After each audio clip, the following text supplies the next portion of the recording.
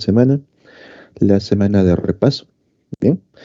Si ustedes han revisado la guía, son como 40 preguntas, más o menos tenemos 2 minutos y medio por pregunta, bien, por lo que yo voy a ir avanzando una por una de manera directa, explicando ya la pregunta y también aprovechando para explicar otros temas que están involucrados en la pregunta. Chicos, de igual forma, si ustedes tienen cualquier tipo de duda por ahí, algo que no les parezca, bien, simplemente activan el micro o lo colocan en la barra de chat, bien, sin ningún problema. Entonces, empezamos con la pregunta uno. ¿Qué dice por aquí? Cuando la célula eucariota requiere balancear las fuentes de energía durante su desarrollo o en una situación de estrés, ¿bien? O necesita eliminar proteínas defectuosas, ¿ya? Organelas dañadas y parásitos intracelulares, hace uso de quiénes, ¿bien? Mediante un proceso denominado ¿qué?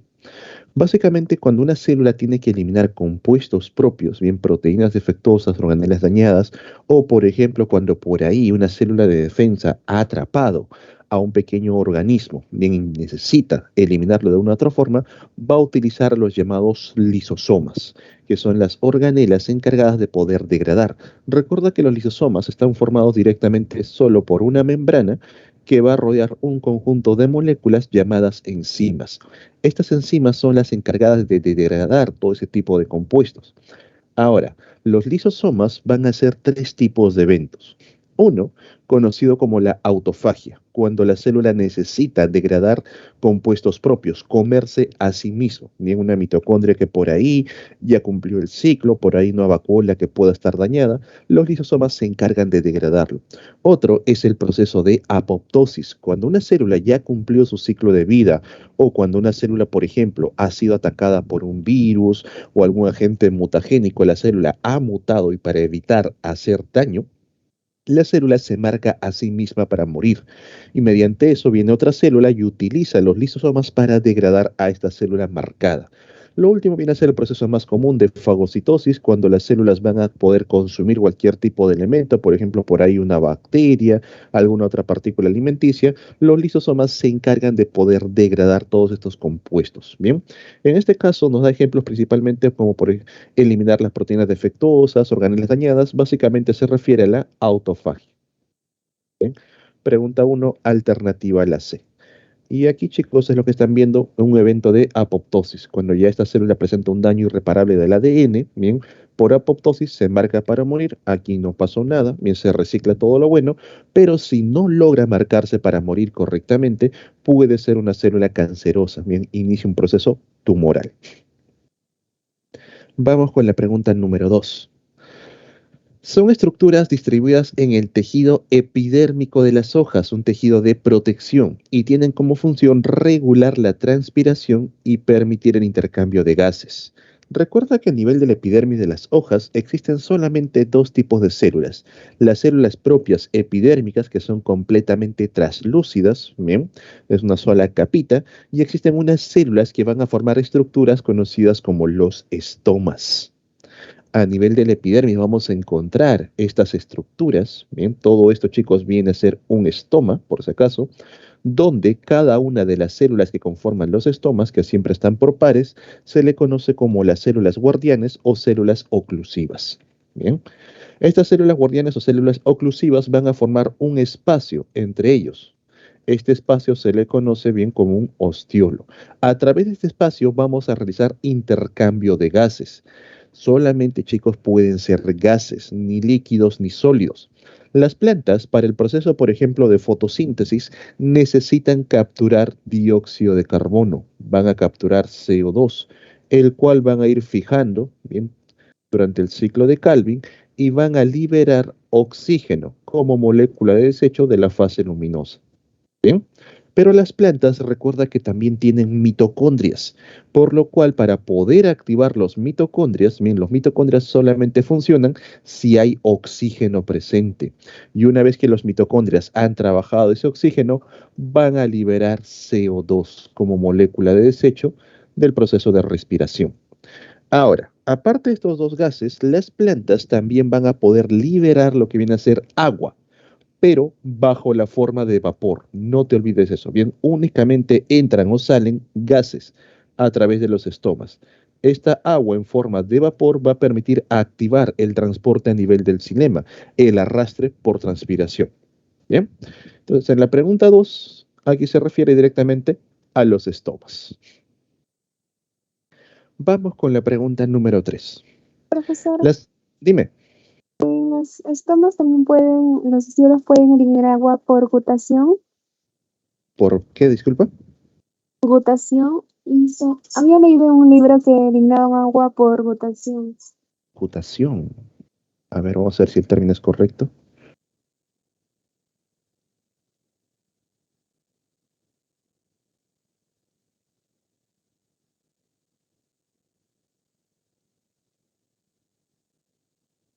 Ah, ya, no, no, no, no.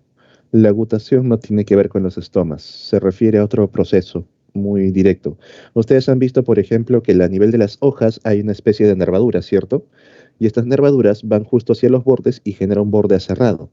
Cuando hay demasiada presión a nivel de las raíces, cuando se absorbe demasiada agua, a través de estas pequeñas puntitas de las hojas, donde terminan las nervaduras, se elimina el exceso de agua. Bien, y son unos poros especiales, no son directamente los estomas. ¿Ok? Eso es la agutación, por si acaso. ¿Ya?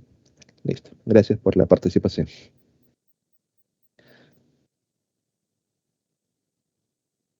El proceso por el cual se abran o cierran los estomas, transpiración.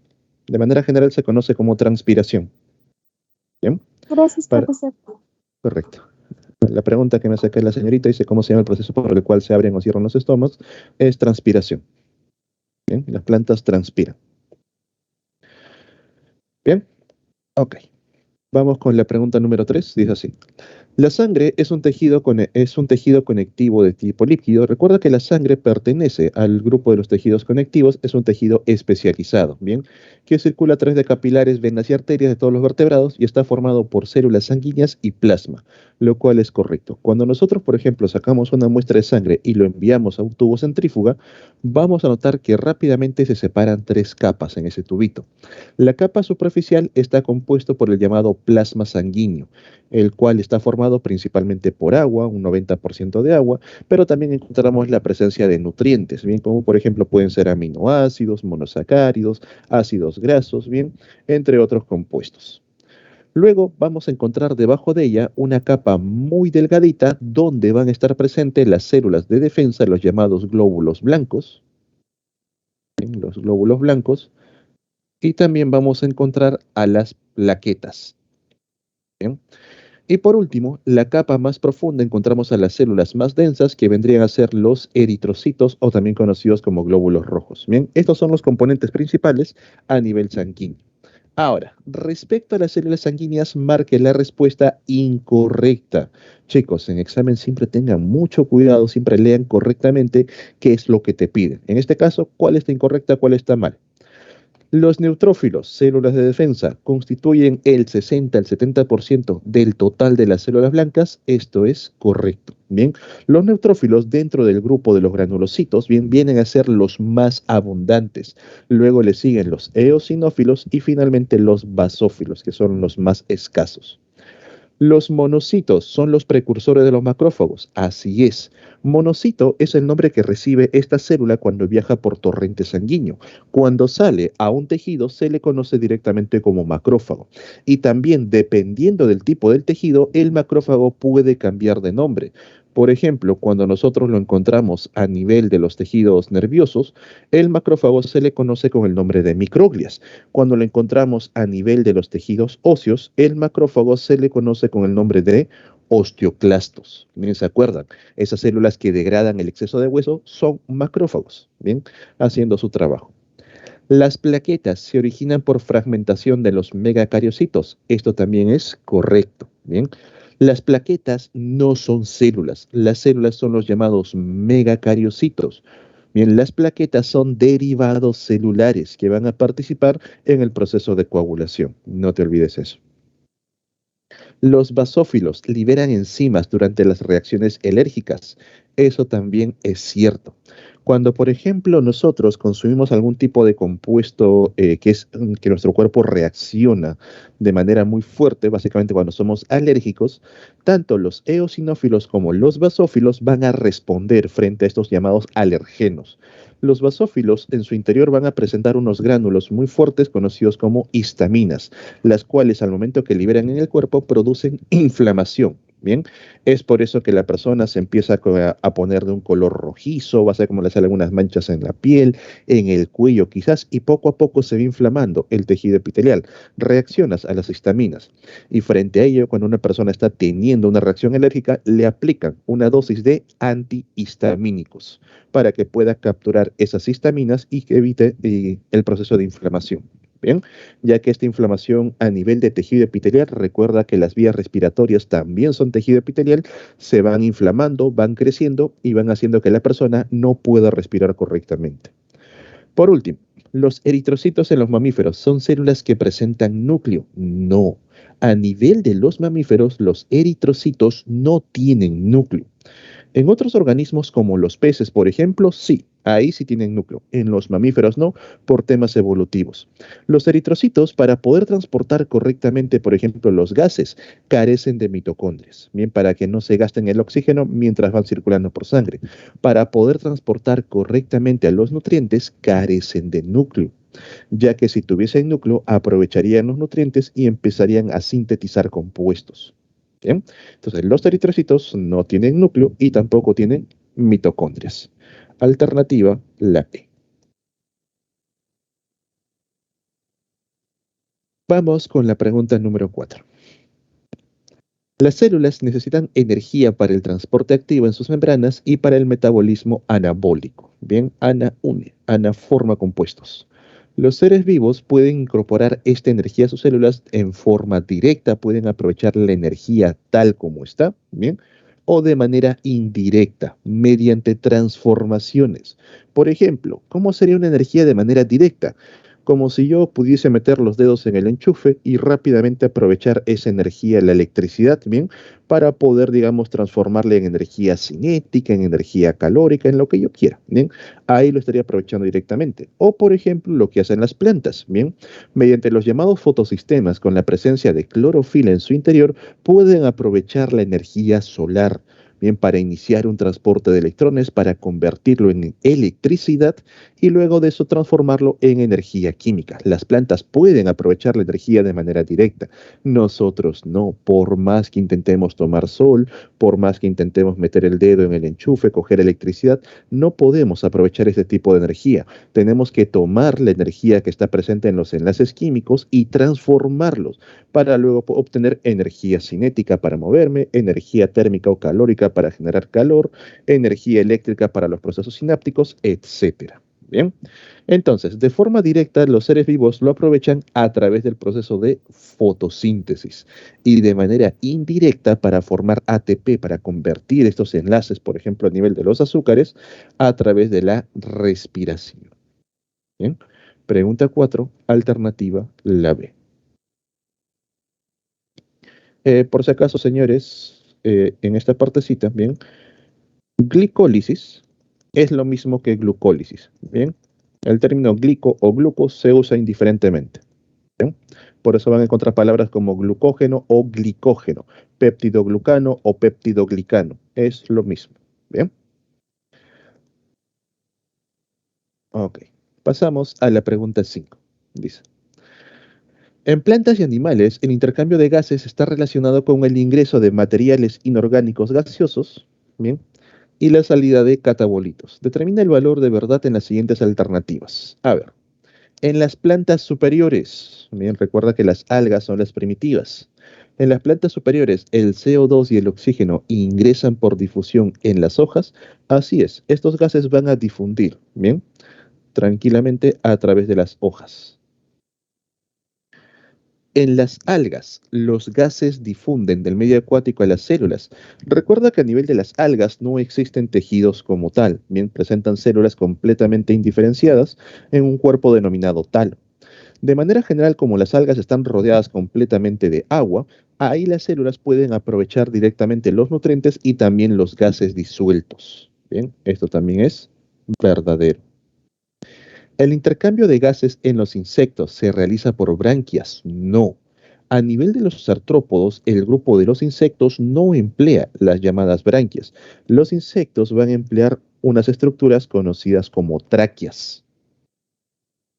En el cuerpo de los insectos, en la parte lateral, vas a ver unos orificios llamados estigmas, a través de los cuales ingresan los gases y pasan directamente a las tráqueas, las cuales se van haciendo cada vez mucho más finos y ahí las células pueden aprovechar a los gases. Bien, dentro del grupo de los artrópodos, quienes van a presentar a las branquias vienen a ser los crustáceos. Estos organismos ya desarrollaron branquias y por eso, pues directamente son marinos. Bien, principalmente. En el caso, por ejemplo, de los arácnidos, utilizan una estructura conocida como el pulmón en forma de libro para realizar intercambio gaseoso. Lo último, en la lombriz de tierra, el intercambio se realiza a través de su cutícula. Eso es correcto. Bien, las lombrices de tierra tienen la llamada respiración cutánea. A nivel de la cutícula, una membrana que siempre permanece húmeda, recuerden eso chicos, los gases tienen que estar disueltos en humedad, los vasos dentro del animal son muy superficiales, permitiendo que en la parte epitelial, en la parte de la cutícula, ocurra un intercambio gaseoso. Es por eso que, por ejemplo, cuando tú riegas tu jardín, tu maceterito, en estos lugares donde se han formado pocitos de agua, las lombrices rápidamente acuden. Como es una zona húmeda, tiene gases disueltos, ahí respiran con mayor tranquilidad, con mayor facilidad. De ahí también que, por ejemplo, en los años antiguos, bien antes de Cristo, el señor Aristóteles confundiese este tipo de evento bien con una formación de lombrices de manera aleatoria, en la llamada teoría de la abiogénesis. Bien, él observaba que luego de que había intensas lluvias, en estas pozas de agua que se forman estos charcos de agua, aparecían gusanos, aparecían lombrices. Y no es que apareciesen de la nada, sino que las lombrices iban a estas zonas para respirar mucho mejor. Bien, entonces aquí en la pregunta 5 la alternativa sería alternativa D. Bien, la alternativa D. Ok. Vamos con la pregunta número 6. A ver. Durante una excavación para la construcción de un centro comercial en una ciudad costera, se encontraron rocas con unas impresiones pertenecientes a cierto animal acuático. Rocas con impresiones, unos grabados.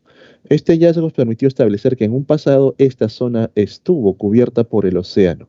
¿Qué rama de la biología se encarga del estudio de estos restos? Te están hablando directamente de restos fósiles. Y los restos fósiles son parte de la llamada paleontología. Ahora, chicos, recuerda, a nivel general, la paleontología no solamente estudia los restos fósiles de animales y plantas, bien, también puede haber restos fosilizados de otros organismos. Vamos a encontrar por ahí bacterias que han quedado impregnadas en algunas rocas, protozoos e incluso virus que han quedado ahí presentes de manera fosilizada.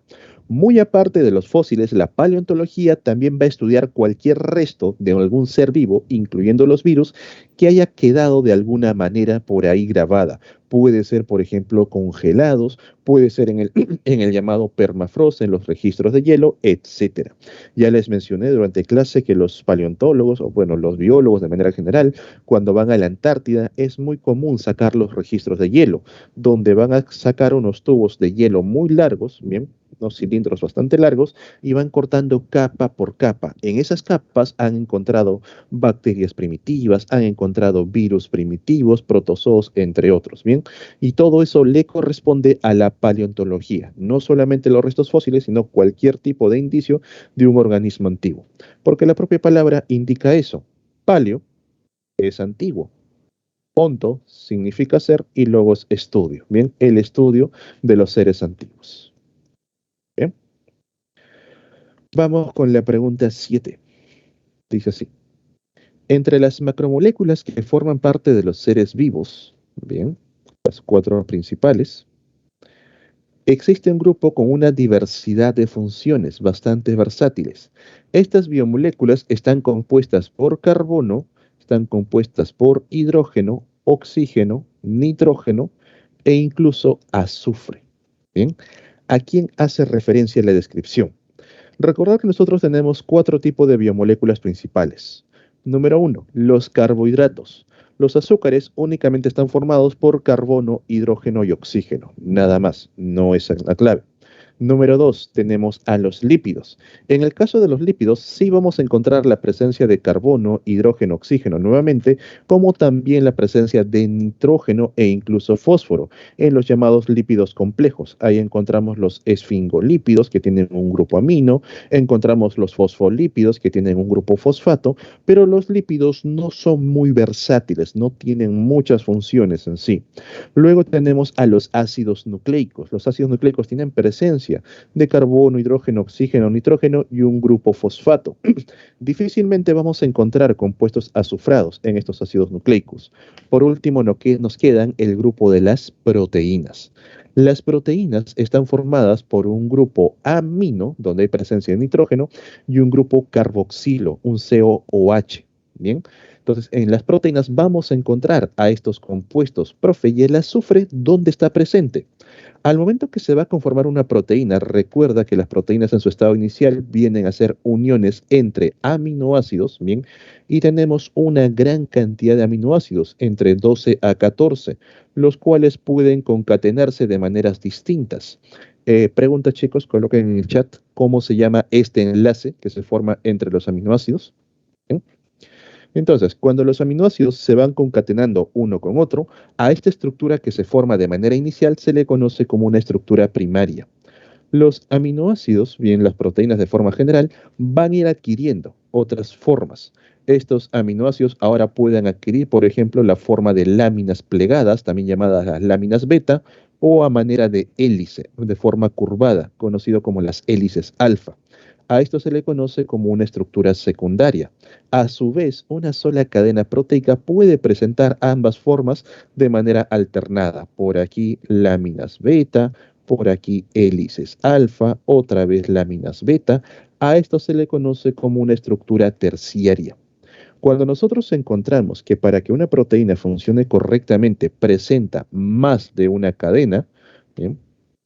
Por aquí está la cadena inicial, y por aquí se le ha agregado una segunda cadena, pero sigue siendo parte de la misma proteína para que adquiera la función. A esto se le conoce como una estructura cuaternaria, bien, una proteína de estructura cuaternaria. Las proteínas, para poder funcionar, tienen que adquirir formas. En la forma, por ejemplo, de una proteína que apunta a la derecha, si nosotros vemos que ahora la proteína apunta a la izquierda, cambia completamente la función. Por eso son las más versátiles que existen. No solamente por el orden de los aminoácidos que van a darle ya cierta autonomía, ciertas funciones, sino por la forma que adquieren de manera terciaria o de manera cuaternaria, determinando así su correcto funcionamiento. Para poder tener este tipo de formas, las proteínas van a formar distintos enlaces. Muy aparte del enlace principal que une a los aminoácidos, ¿cómo se llama este enlace, jóvenes? ¿Nadie? El enlace peptídico. Bien, los enlaces peptídicos, correcto. Bien. Muy aparte de este enlace principal, para poder plegarse, pueden formar puentes hidrógenos, enlaces iónicos, enlaces hidrofóbicos y los famosos puentes disulfuro. Bien, que son los enlaces, digamos, más fuertes que vamos a encontrar. Ahí vamos a ver a los componentes azufrados. Bien, a nivel de las proteínas en los puentes disulfuro. Bien, vamos con la pregunta número 8. Recordar, chicos, que San Marcos tiende también a preguntar temas de actualidad mezclado con las preguntas en los diferentes cursos. Bien, y en este caso, por ejemplo, te puede preguntar sobre el coronavirus. Y dice lo siguiente. La pandemia, debido a la enfermedad por coronavirus, el COVID-19, tiene como agente patógeno. ¿Cuál es el agente patógeno? El encargado de causar enfermedad. Tiene como agente patógeno al SARS-CoV-2. Pregunta, chicos, en el chat, ¿qué significa SARS? Si por ahí te lo colocan en RB, por ejemplo. Bien, vayan averiguando. Un tipo de coronavirus que ataca nuestras vías respiratorias. Este agente patógeno, ¿qué cosa presenta? Para empezar, los coronavirus, bien como pertenecen al grupo de la gripe, en el caso del coronavirus, es un virus de tipo ARN.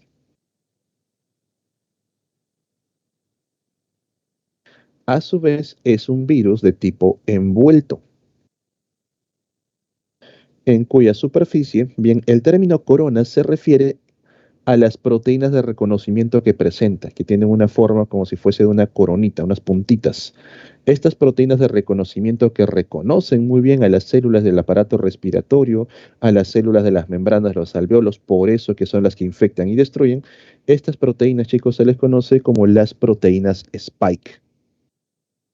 La parte que se encarga de reconocer a las células ingresa e inicia el proceso de replicación. ¿Bien? Entonces, ¿este patógeno qué cosa presenta? ADN y ARN.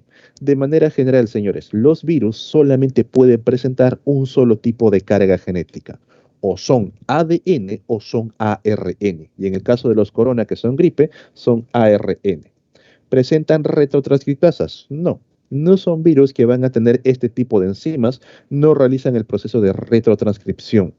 Cabeza icosaédrica y una presencia de cola, no. Esta cabeza icosaédrica y la cola le pertenecen a los llamados bacteriófagos, los fagos, los que tienen la carga genética en la parte de la cabecita, ¿bien? Y tienen una colita o un sistema de anclaje que le permite poder unirse al cuerpo bacteriano. Atacan únicamente bacterias. Simetría helicoidal, no.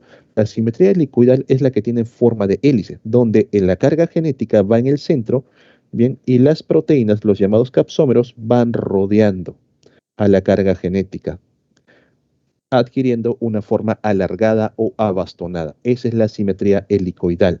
En el caso del coronavirus, aquí lo he dibujado como bolita, pero realmente es un icosaedro, bien, tiene simetría icosaédrica. ARN como genoma, correcto. Bien, el coronavirus presenta el ARN como carga genética. Y la pregunta, chicos, ¿qué significa SARS? ¿Qué cosa es SARS?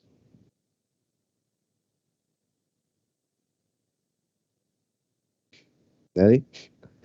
Recuerden, síndrome agudo respiratorio severo. Bien, síndrome agudo respiratorio severo. Y el coronavirus viene de tipo 2. Vamos con la pregunta 9. Bien, seguimos con virus. Cuando un virus patógeno causante de enfermedad invade nuestras células, se inicia la producción de más virus y este aumento altera el organismo, lo que se manifiesta con signos y síntomas a nivel del infectado. Muchos de estos cambios perjudiciales en el organismo son consecuencia de un evento que se manifiesta en la última etapa de la replicación viral. Dicho evento se denomina como ¿cuál?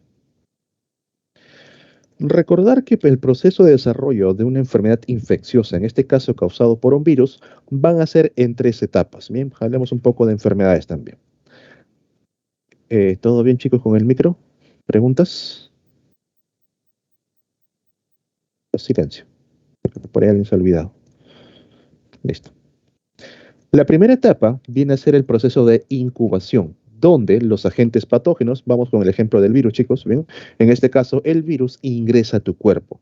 Recuerda que durante el periodo de incubación tú no tienes síntomas, para nada, no aparecen, pero tus células de defensa ya saben que hay algo extraño en tu cuerpo, ya detectaron al agente patógeno. Entonces, ¿qué hace? La primera línea de defensa celular, los llamados granulocitos junto con los macrófagos, van a intentar controlar a estos patógenos. Bien, ahí tenemos a los neutrófilos, basófilos, eosinófilos, bien, junto con los macrófagos, tratando de eliminar a las partículas virales. Si logran controlarlo eficientemente, se acabó el proceso de infección, ahí nomás quedaron. Pero cuando los virus empiezan a replicarse a mayor velocidad de lo que son eliminados, poco a poco van aumentando, bien, llega un punto donde ya las células se dan cuenta que no van a poder controlarlo fácilmente y tienen que llamar a la segunda línea de defensa celular, los linfocitos T, los linfocitos B, que son linfocitos más especializados. Estos linfocitos, esta segunda línea de defensa celular, viene junto con el desarrollo, aparece junto con los síntomas. Bien, el desarrollo inicia con los síntomas y termina con los síntomas. En esta etapa, las partículas virales siguen con el proceso de replicación, siguen aumentando, las células de defensa van a seguir luchando para tratar de controlarlo y durante el desarrollo, en el punto máximo, se va a definir lo que ocurre. Si las células de defensa no logran controlar eficientemente la replicación, esta continúa y continúa, bien, el cuerpo responde con mayor fuerza, bien, a su vez, lo cual va a hacer que la persona no soporte este tipo de síntomas y signos, las altas fiebres, los dolores, espasmos, puede activarse hemorragias, todo ello, y la persona muere. Bien, el sistema inmune no negocia con terroristas. O se muere el virus o nos morimos todos. Y por supuesto, el propio virus también ha generado daño en diversos tejidos. Pero por lo general, el sistema inmune logra controlar eficientemente al virus, por lo que poco a poco va disminuyendo la cantidad de estos patógenos, todavía sigues en desarrollo, todavía hay síntomas, hasta que ya son muy pocos. En ese punto, bien, cuando ya son muy pocos, finaliza el desarrollo y se apagan los síntomas. Entras en la etapa más importante conocida como la convalescencia, donde la persona ya no tiene síntomas, ya hace un día se despierta, como por así decirlo, ya curado, pero todavía dentro de su cuerpo hay presencia de virus, donde las últimas células de defensa todavía tienen que ir eliminándolos.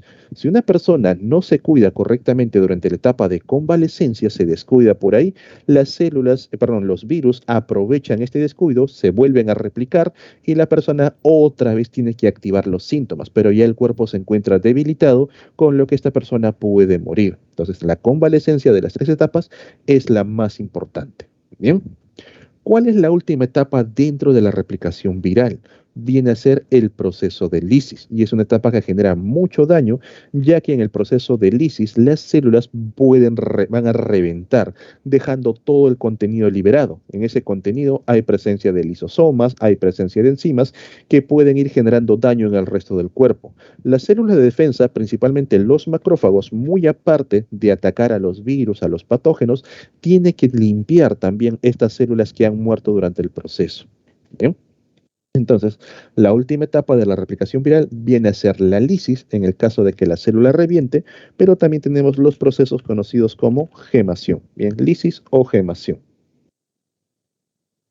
El proceso de gemación bien va a ser cuando el virus se pega a la membrana de la célula y sale con parte de esta membrana. Se le conoce como los llamados virus envuelto. Pero a medida que van saliendo las partículas virales, la célula va perdiendo parte de la membrana, se empieza a achicar poco a poco, la integridad de la membrana también se vuelve más vulnerable y en algunos casos terminan fusionándose con células vecinas y generando aberraciones celulares, células con 2 núcleos, con 3 núcleos o con carga genética alterada. Por eso que es muy común que los virus generen células tumorales, como es el caso, por ejemplo, señoritas, ustedes ya tienen que estar vacunadas contra el virus del papiloma humano, el VPH. Este virus, al momento que infecta el cuello uterino, va a generar células tumorales, las cuales a la larga pueden desencadenar en procesos cancerígenos. Bien, ¿todo por qué? Por procesos de gemación, en los cuales van saliendo los virus, las membranas están debilitadas, las células se fusionan y ya tienen carga genética alterada. Bien. Pasamos a la pregunta 10. Vamos con el citoesqueleto. El citoesqueleto es una red proteica formada por microtúbulos, bien, los más grandes, microfilamentos, los más pequeños, y filamentos intermedios, los que están entre ambos. Chicos, pregunta. Proteína activa en los microtúbulos, proteína activa en los microfilamentos. ¿Cuáles son? Esta estructura confiere diversas propiedades a la célula, volviéndola dinámica de acuerdo a la polimerización. Se refiere de acuerdo a la forma que van a tomar estas proteínas y despolimerización de sus componentes. Del siguiente listado, determine el evento que no implica a lo que viene a ser al citoesqueleto. Básicamente, donde no participa el citoesqueleto. ¿Mm?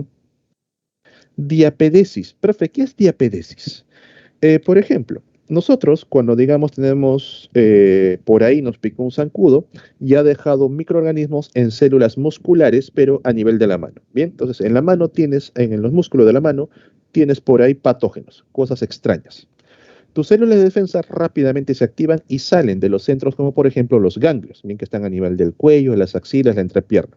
Estas células de defensa van a viajar por el torrente sanguíneo, que es la forma más rápida de poder llegar, y cuando se encuentran justo en esta zona de infección, ¿bien? Correcto, tubulina y actina, Cuando se encuentran en la zona de acción, las células de defensa utilizan al citoesqueleto para poder filtrar a través de los capilares, como que se adhieren pared con pared, membrana con membrana, bien, y a través de pequeños espacios, no sé si han visto, por ejemplo, los gatos cuando pasan por espacios cerraditos, parece como si se volviesen de agua, las células hacen un proceso similar, bien, van a pasar por pequeños espacios, salen del torrente sanguíneo y llegan en este caso al tejido muscular. Eso es diaperesis. Ahí utilizan el citoesqueleto, bien, ahí sí está presente. Formación del uso mitótico. El uso mitótico son básicamente microtúbulos para poder repartir correctamente las cargas genéticas. Durante el clivaje celular, también para poder dividir las células en 2, en 4, en 8, también participa lo que viene a ser el citoesqueleto. Durante la glucólisis, no. Aquí no tiene nada que ver el citoesqueleto. Bien, movimiento ameboideo, aquí sí. También para que las células puedan formar los pseudópodos y empezar a trasladarse, vamos a encontrar al citoesqueleto. Bien, entonces respondiendo a la pregunta, aquí la alternativa sería la D, la glucólisis. Ahí no implica al citoesqueleto. Y como me dijeron correctamente, los microfilamentos tienen a una proteína móvil conocida como la actina.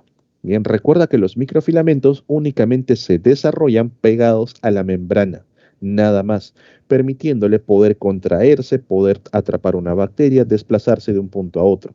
Los microtúbulos tienen a una proteína resistente conocida como la tubulina, la cual va a permitir formar unas estructuras muy resistentes y que básicamente le dan la forma a la célula, como si fuesen las columnas dentro de la célula.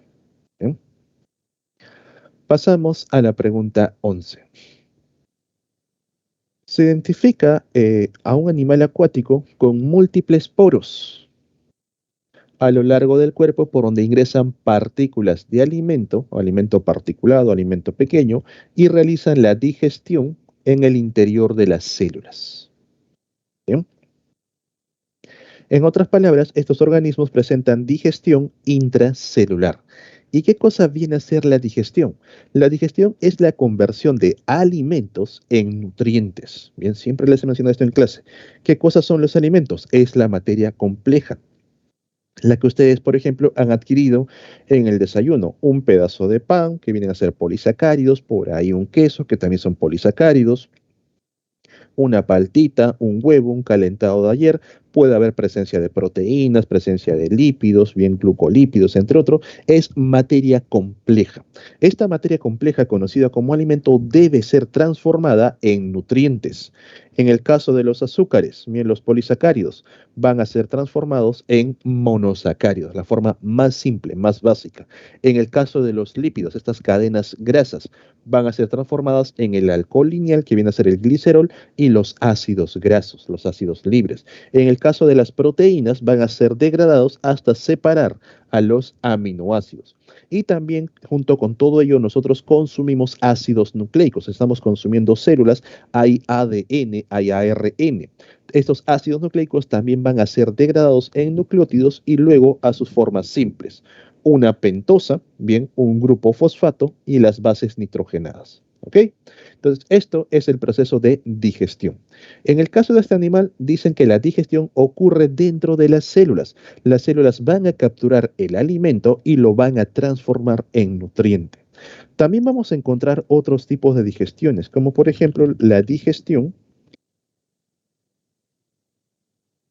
extracelular, la cual ocurre en dos etapas. Primero, de manera externa, de manera extra, donde el animal captura el alimento y dentro de una cavidad ese alimento grande va siendo degradado a alimento pequeño, alimento particulado, pero sigue siendo alimento, todavía no es nutriente, porque luego ocurre la digestión intra. Las células van a capturar estas partículas alimenticias y recién ahí lo convierten en nutrientes. Entonces, es una digestión en dos etapas. Y por último tenemos también la digestión, en este caso como por ejemplo la presentamos nosotros, la digestión extracelular, donde toda la conversión de alimentos a nutrientes ocurre fuera de las células, en cavidades, como por ejemplo en la cavidad bucal, en la cavidad estomacal, en la cavidad intestinal. Durante todo este proceso convertimos el alimento completamente en nutrientes y las células a nivel de intestino bien únicamente absorben nutrientes, ya no tienen la necesidad de realizar digestión. Bien, entonces son tres tipos de digestión. En este caso, dentro de este grupo, los organismos que únicamente pueden realizar digestión intracelular, los animales, mejor dicho, vienen a ser los poríferas, las esponjas. Son los únicos animales que presentan digestión intracelular. Bien. Profe, y aparte de ellos, ¿qué otro organismo realiza digestión intracelular? Los protozoos, pero no son animales. Bien.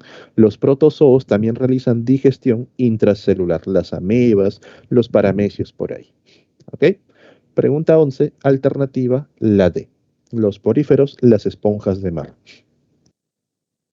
Vamos con la pregunta 12. Señores, con las preguntas de genética hay que tener mucho cuidado. No son preguntas complejas, son preguntas para que pierdas el tiempo. ¿Ok? Entonces trata de ser bastante práctico al momento de solucionarlo. Te dicen lo siguiente, una mutación génica autosómica, ¿a qué se refiere? Que está presente, bien, en los cromosomas que comparten tanto varones como mujeres. En otras palabras, no depende del sexo. Puede ser, por ejemplo, el síndrome de Down. Hay niños y niñas con síndrome de Down, bien. Son genes autosómicos, propios del cuerpo. Dominante, básicamente, tienes un alelo dominante, el cual va a permitir que se exprese, bien. Se expresa sí o sí, haya el alelo dominante en homocigosis o se encuentre en heterocigosis. El dominante gana. Provoca que el cartílago fetal no se convierta en hueso correctamente y esto se conoce como acondroplasia. Al respecto de los siguientes matrimonios, ¿cuál tendrá 25% de los hijos sanos?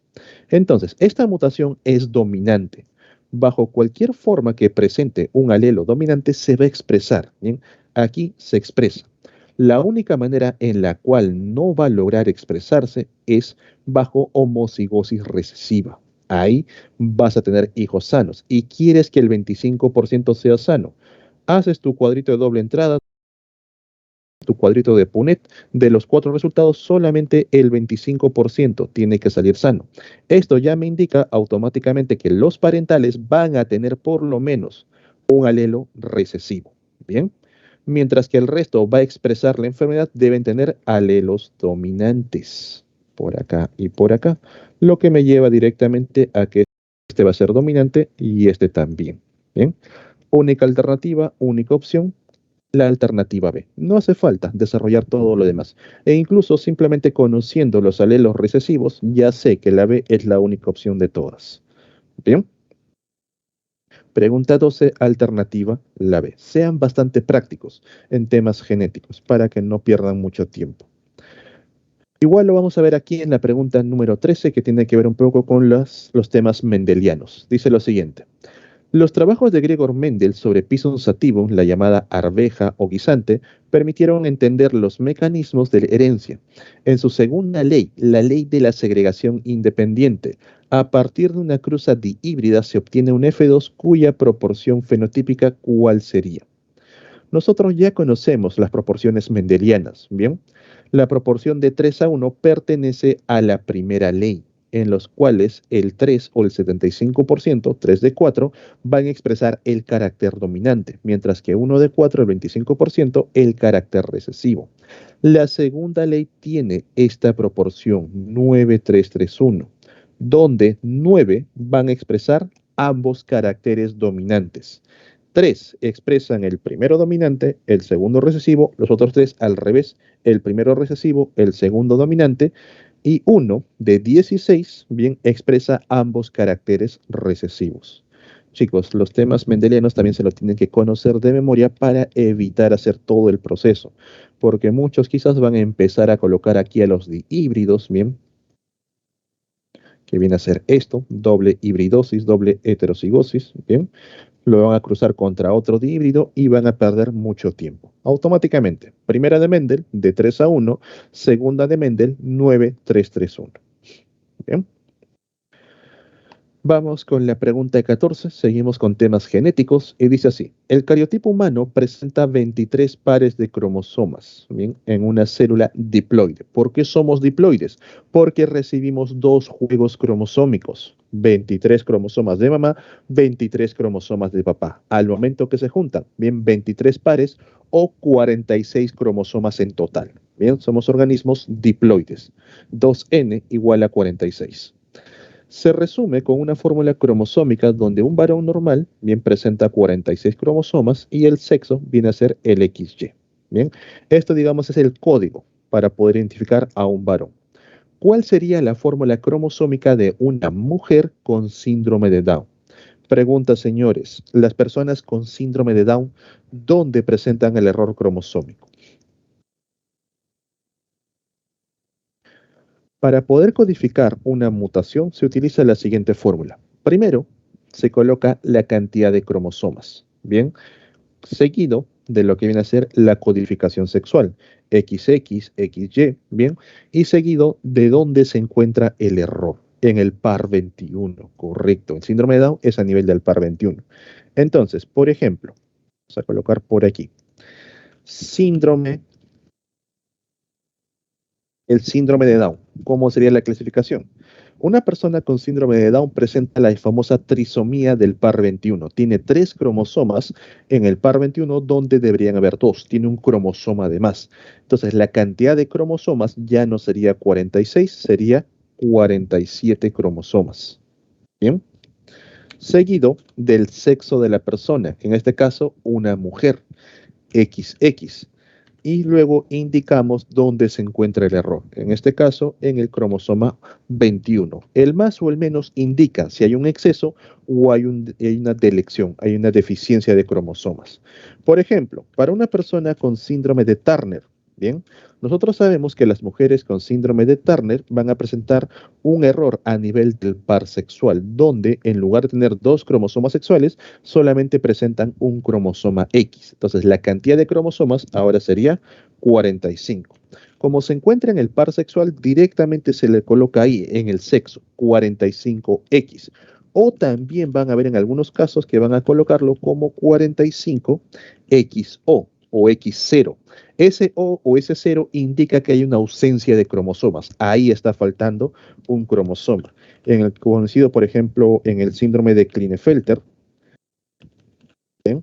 Estos varones desarrollan con cromosomas de más, tienen un tercer cromosoma en el par sexual. Entonces tienen un exceso de cromosomas, tendrían 47 cromosomas y en la parte sexual XXY. Por tener un cromosoma Y son varones, pero al presentar un cromosoma X de más, desarrollan características sexuales femeninas. Bien, entonces mujer con síndrome de Down sería 47XX más 21. Alternativa, la C. Bien. Vamos con la pregunta 15. Bioética. La bioética establece principios que permiten realizar con responsabilidad el quehacer científico en un ámbito médico, principalmente surge aquí en la parte médica, biológica y ambiental. Uno de estos principios señala que no se puede buscar hacer un bien a costa de hacer un daño, por lo cual se denomina a este principio como QUI. Hay dos principios con los que no tienes problemas. El principio de autonomía, en el cual la persona tiene la capacidad de poder tomar decisiones sin estar coaccionado, sin estar forzado, decide por su propia persona, y el principio de justicia, bien, en el cual implica tratar igual a los iguales, tratar desigual a los desiguales. ¿Quiénes son los iguales? Aquellos que tienen las mismas condiciones que tú, brazos funcionales, capacidades cognitivas funcionales, todo está correcto. ¿Quiénes son los desiguales? Aquellos que tienen condiciones especiales, personas en silla de rueda, mujeres embarazadas, alguien que se fracturó el brazo, la pierna, está en muletas, está con las escayolas, ellos reciben un trato desigual, un trato preferencial. Bien, con ellos dos no tienes problemas. Los problemas ocurren con los otros dos, el principio de beneficencia y el principio de no maleficencia. Bien, que para muchos todavía sigue siendo una forma, digamos, no lo pueden diferenciar correctamente. El de beneficencia es este. Bien, el cual no se puede hacer el bien a costa de hacer un daño, por si acaso. Eso es beneficencia. Tenemos que actuar de manera correcta, sí o sí. Como por ejemplo, voy al médico. Bien, el médico va a buscar curarme, por ahí tengo cierto tipo de dolencias, pero me oculta los tratamientos baratos. Me está haciendo un bien, pero también a costa de hacerme un daño, en este caso un daño económico. Bien, entonces está faltando al principio de beneficencia. El de no maleficencia es hacer daño adrede. Cuando un médico, una persona te hace daño bien, de manera directa. Por ejemplo, es muy común que por ahí ocurra un tiroteo, bien, entre la policía y los delincuentes y quedan heridos de ambos lados. Las dos personas son llevados al hospital y si el médico no quiere atender al delincuente o cuando está atendiendo al delincuente, bien, veo que el delincuente ya tiene bastante historial por ahí, le corto un tendón, le corto por ahí un ligamento para que no pueda caminar, no pueda desplazarse, una ruptura de médula, bien, ahí estoy haciendo daño adrede. Ahí está faltando al principio de no maleficencia y a su propio principio médico. Tiene que tratar a ambos por igual. Bien, entonces beneficencia cuando hace un bien pero a costa de hacer un daño y no maleficencia, bien, lo faltas este principio cuando haces daño adrede. El de no maleficencia te dice que no tienes que hacer daño a una persona. Bien, como les digo chicos, estos principios principalmente surgieron en el ámbito médico para evitar todo este tipo de controversias. ¿Ok? Pregunta 15, alternativa la A, de beneficencia. Hacer el bien, sí, evitando hacer el daño. En la pregunta 16 vamos con temas sobre las teorías evolutivas. Dice lo siguiente, la teoría de la herencia de los caracteres adquiridos se basa en la hipótesis del uso y desuso de sus partes y tomó como ejemplo el desarrollo del cuello de las jirafas. ¿Fue propuesta por quién? Recordar que nosotros hemos observado de manera normal que cuando utilizamos ciertas estructuras de nuestro cuerpo, esta estructura se desarrolla más allá de lo normal. Por ejemplo, en la parte gimnasta, estas personas que van a cargar pesas todos los días, están entrenando, vas a ver cómo los brazos empiezan a engrosar, la persona empieza a sacar mayor, digamos, pecho para poder resistir a todo el peso. Las personas que hacen, digamos, carreras, bien, corren los 200, 300 metros planos, correcto, bien. Estas personas vas a notar cómo empiezan a desarrollar las piernas. Las personas que realizan natación empiezan a desarrollar un tórax más ancho, brazos más fuertes, piernas más resistentes. Es parte de algo que se conoce como adaptación. Bien, los seres vivos tienden a poder adaptarse frente a los distintos estímulos.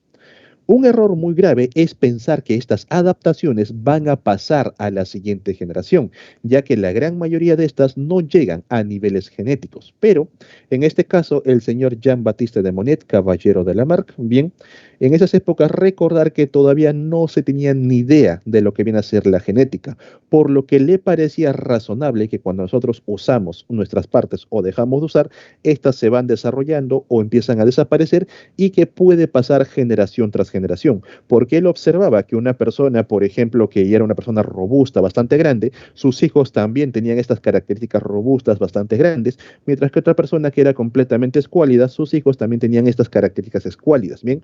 No sabían todavía nada sobre lo que tiene que ser la genética y la herencia, pero como que le daba ciertas ideas, y eso fue lo que planteó en su teoría de herencia de los caracteres adquiridos, ¿bien? Como que le damos su punto bueno, a pesar del error que cometió.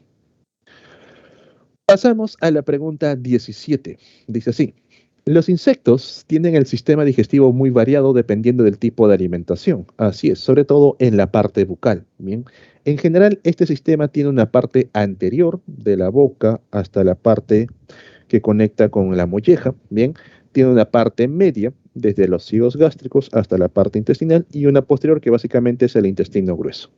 Más que la función que caracteriza a la parte media. ¿Qué ocurre a nivel del llamado intestino medio? Chicos, atentos por aquí. Esta es la imagen clásica que vamos a tener de un insecto. Bien, a todo esto se le conoce como el tubo digestivo directamente. La parte anterior va desde la boca hasta finalizar con la molleja. Bien, a nivel de buche y molleja ocurren procesos digestivos, ocurren procesos de degradación para ir convirtiendo el alimento en nutrientes. La parte que está de morado, esto de aquí, no es estómago. Bien, esto es intestino, por si acaso, intestino delgado. Y esta zona, conocida como la parte media, involucra a los ciegos intestinales o ciegos digestivos o ciegos gástricos y al propio intestino delgado en sí.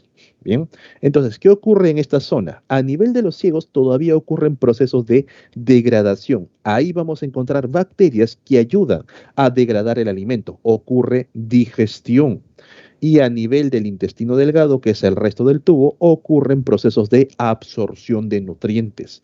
Alternativa la A. En los insectos, a su vez, vamos a encontrar que una vez que se han absorbido los nutrientes, el resto vienen a ser sustancias de desecho, van a pasar a la parte final, que es intestino grueso, y este intestino grueso se junta con los tubos de Malpighi. Recuerda que los tubos de Malpighi no son parte del sistema digestivo, son parte del sistema excretor, pero tanto el sistema digestivo como el sistema excretor van a juntar los desechos que finalmente salen a través del ano. En los insectos, ambos sistemas bien presentan un solo conducto de evacuación. En los seres humanos, por ejemplo, no. La parte del sistema digestivo, todos esos desechos salen a través del ano. En cambio, los desechos del sistema excretor de los riñones van a salir a través de la uretra. Bien, no hay fusión de ambos conductos. Pregunta 17, alternativa la A. No se olviden, chicos, en el intestino medio todavía encontramos a los cigos gástricos. Estos cigos realizan aún procesos de degradación. Bien. Vamos con la pregunta 18 y seguimos con la parte excretora. Dice, durante la formación de la orina se distinguen tres procesos: filtración, reabsorción y la secreción. Al respecto, señala el enunciado correcto, bien, acerca del nombre de la estructura y la fase en la que está implicada.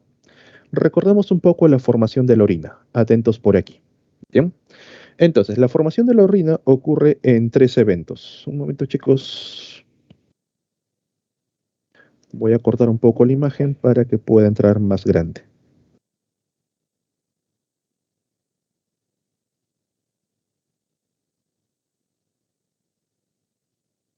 Ahí está. Bien. A esta estructura que tenemos en pantalla se le conoce como el nefrón y está formada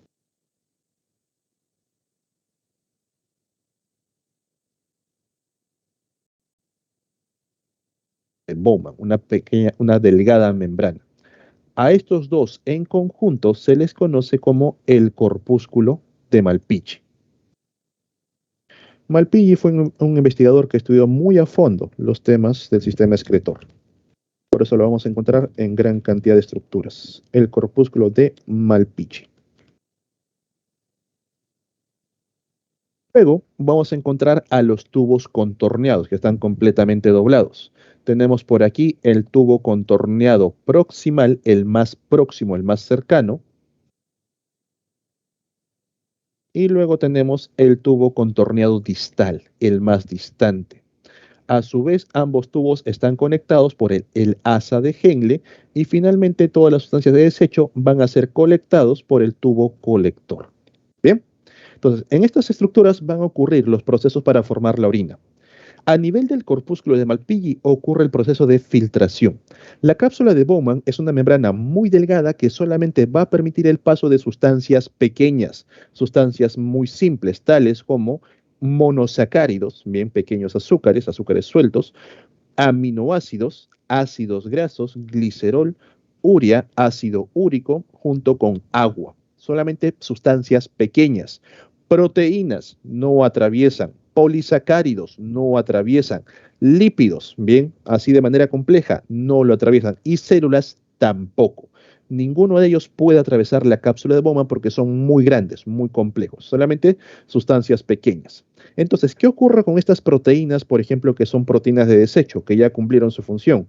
Los fármacos, las hormonas, entre otros. Como no pueden atravesar la cápsula de Bowman, van a ser secretados directamente de los tubos contorneados, ¿bien? O hacia el tubo colector, ¿bien? Entonces, estos directamente van a ingresar al tubo contorneado, al tubo colector, para formar parte de la orina.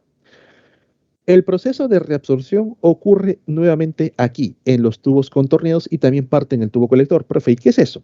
Normalmente durante el día se van a filtrar 180 litros de sangre, pero nosotros no tenemos tal cantidad de sangre y no podemos perder tampoco tanta cantidad de líquido.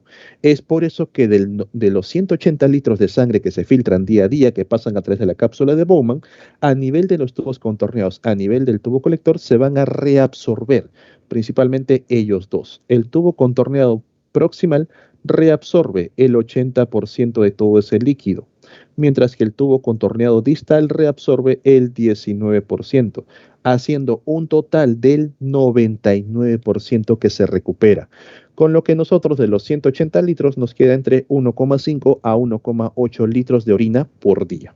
Bien, entonces estos son los eventos que ocurren para poder formar la orina. Entonces, ¿cuál es el enunciado correcto? Glomérulo de Malpighi, filtración glomerular. Bien, esto es correcto. Tubo contorneado proximal, secreción de ácido úrico. No, esto pasa a través de la cápsula de Bowman. Tubo contorneado distal, filtración. No, la filtración es en cápsula de Bowman. Tubo colector, secreción de urea. Tampoco, es a nivel de la cápsula de Bowman. Bien. Glomérulo de Malpighi, secreción de sales. Aquí ocurre simplemente filtraciones. Bien. Pregunta 18, la alternativa sería la A. Chicos, traten de recordar correctamente cada etapa y cada estructura que les pueden preguntar sobre lo que es la formación de la orina. ¿Bien? Pasamos a la pregunta 19. Vamos con vasos sanguíneos. Indique si la característica es de una vena o de una arteria. Sus paredes vasculares son delgadas. ¿Dónde ocurre eso? A nivel de las venas. Las arterias, como tienen que soportar altas presiones, sangre a mucha fuerza, a mucha velocidad, las paredes, para evitar romperse, son paredes gruesas, ¿bien? Y teniendo un conducto muy delgado, un diámetro muy cerrado, ¿bien? Donde circula la sangre. Poseen válvulas, son las venas. Las arterias no necesitan válvulas, ya que la sangre circula a alta presión y puede llegar a los distintos órganos. Pero cuando la sangre va a regresar al corazón a través de una vena, por ejemplo, va de tu pie al corazón, la sangre poco a poco va subiendo y mientras sigue subiendo, la sangre va pesando. Va a llegar un punto donde la sangre puede ir en contra del sentido. Es ahí donde están las válvulas a nivel de las venas, válvulas antirretrógradas. Al momento que la sangre intenta regresar, las válvulas se cierran y la sangre no va a ir contrasentido. Por abajo va generándose un poco más de presión y las válvulas otra vez se abren y la sangre continúa su recorrido. Bien, entonces las venas tienen válvulas antirretrógradas para evitar procesos de trombosis, por ejemplo. Sus paredes vasculares son anchas y elásticas. Ya por ser anchos sabes que se trata de arterias y por ser elásticos también. Recuerda, por ejemplo, que cuando estás en el hospital y te quieren pinchar por ahí un vaso sanguíneo, te quieren sacar sangre, te quieren colocar algo, lo van a hacer siempre en las venas. Son paredes delgadas, son vasos muy superficiales y no tienen elasticidad. Te colocan la aguja, atraviesan la vena y no pasó nada. Pero cuando quieren, por ejemplo, pincharte una arteria, va a ser mucho más complicado. La pared de por sí es gruesa. Las arterias son profundas, tienen que atravesar mayor tejido. Y a su vez son elásticas. Al momento que la aguja genera presión sobre las arterias se estiran como si fuesen una liga. La aguja sigue generando presión y la arteria, como toda liga, regresa con fuerza y la aguja lo atravesó completamente, generándote una ruptura de los vasos. Bien, devuelven la sangre de los órganos al corazón. Estos son venas. Señores, no se olviden lo siguiente. Bien, la sangre que sale del corazón hacia el resto del cuerpo es a través de arteria. Todo lo que sale del corazón son arterias. Del corazón a los pulmones, arteria pulmonar. Del corazón a los riñones, arteria renal y así. La sangre que regresa al corazón es a través de las venas. Del riñón al corazón, la vena renal. Del hígado al corazón, la vena hepática. De las piernas al corazón, a través de las venas ilíacas y luego la vena cava inferior. Bien, esto, chicos, no se olviden. Sale del corazón, arteria. Regresa al corazón, venas. Bien, pregunta 19, alternativa, la A.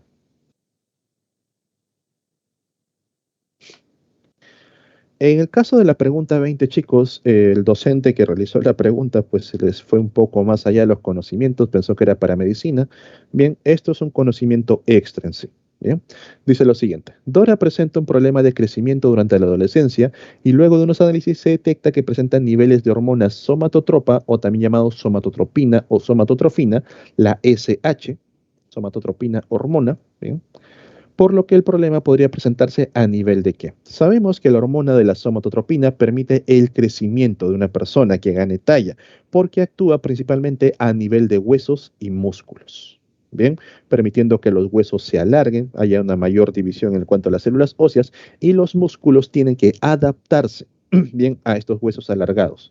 Entonces, ¿dónde podría haber unos problemas? Osteocitos, osteoclastos y osteoblastos podría ser. Bien, asterisco. Receptores intracelulares, no. Las hormonas somatotropinas, bien, las hormonas de por sí, que no tienen que ver con la parte sexual, son hormonas proteicas y por ser hormonas de naturaleza proteica no van a atravesar la membrana. Necesitan un receptor en membrana, un receptor superficial de manera externa. Bien. Genes relacionados al catabolismo lipídico no tienen nada que ver. Producción de somatomerinas óseas tampoco. Bien. Aquí vamos a encontrar a nivel de los receptores en las membranas de los miocitos y también participan los hepatocitos. También tienen que ver con el crecimiento. Como te digo, chicos, la pregunta 20 simplemente se les fue un poco la mano. Bien, es una pregunta más hacia medicina. Simplemente queda como un conocimiento extra para ustedes. Bien, entonces la A y la E. La pregunta 21, sí. Vamos con hormonas vegetales o también llamadas fitohormonas. Tras una siembra de semillas de cacao, estas debieron germinar hacia el día 8, proceso de germinación. Sin embargo, no sucedió. Se decidió remover la tierra, volver a sembrar, llegó el día 8 y tampoco volvió a germinar las plántulas, los pequeños retoños.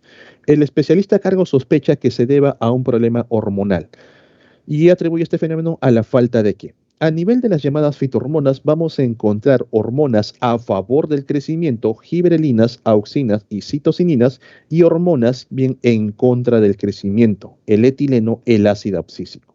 Bien.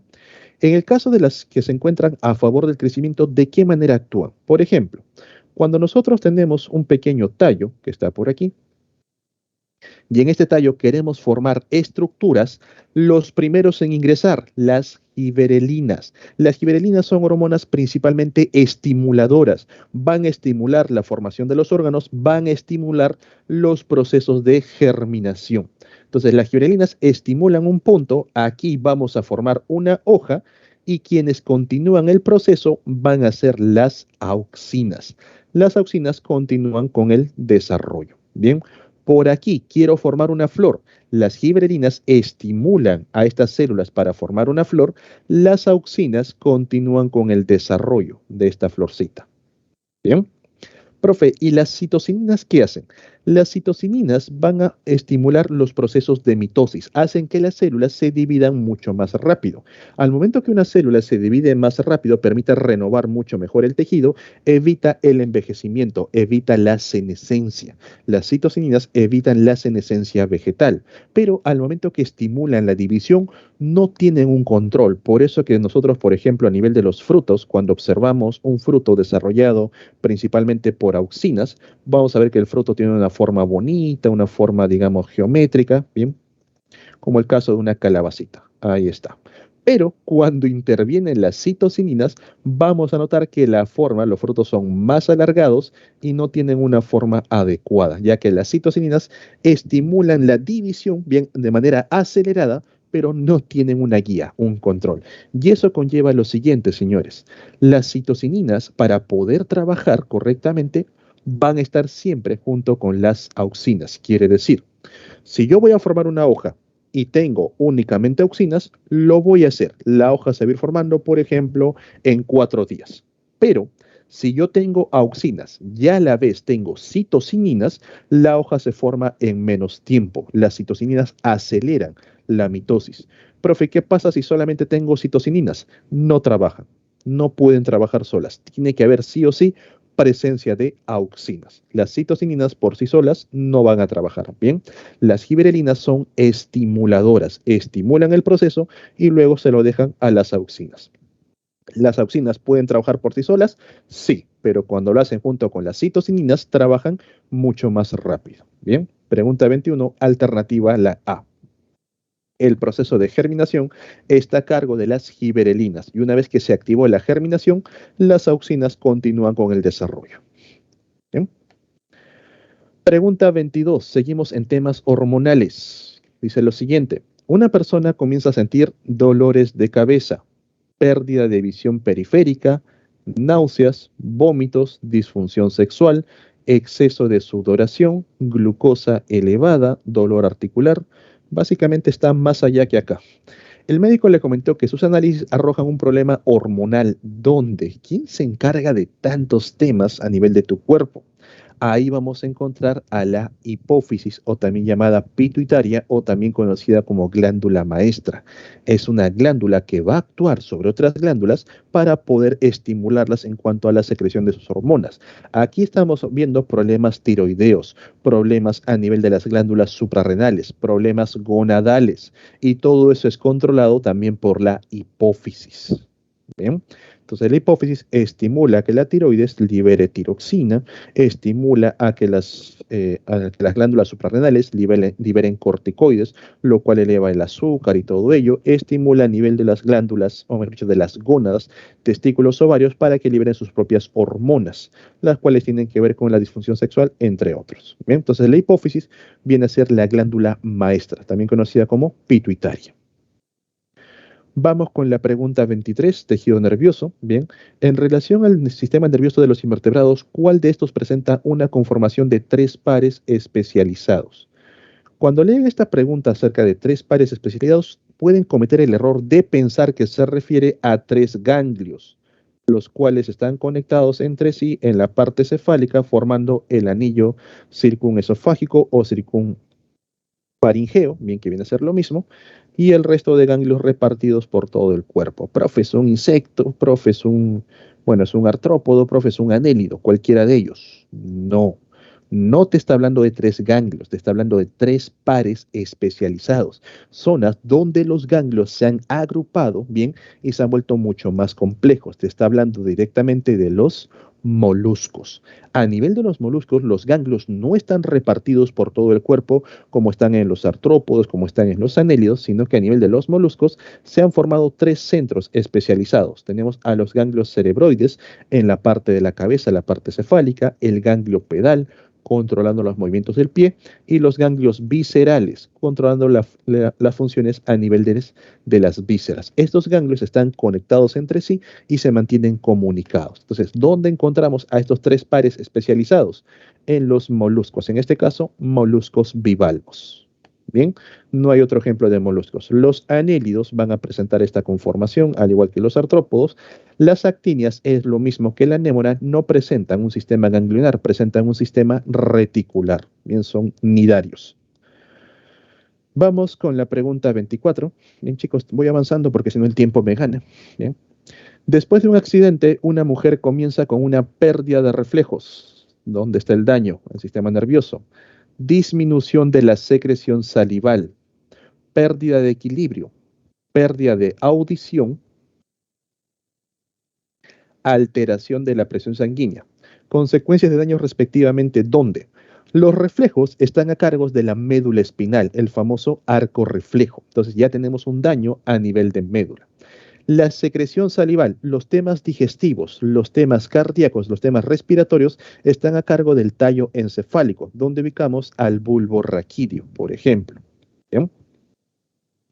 La pérdida de equilibrio a nivel del cerebelo. Recuerda que el cerebelo recibe información tanto de la vista como de los oídos para poder mantener el equilibrio. Por eso que ustedes, por ejemplo, cuando cierran los ojos, cuando están parados, se empiezan a ir hacia adelante, hacia atrás, porque ya no tienen parte de la información y el cerebelo con la información acústica y tal vez un poco del tacto va a tratar de equilibrarse. También ustedes habrán visto que cuando hay una explosión muy fuerte por ahí, las personas en lugar de correr se quedan como que tiradas en el suelo o cuando empiezan a caminar se van de costado para un lado por el otro.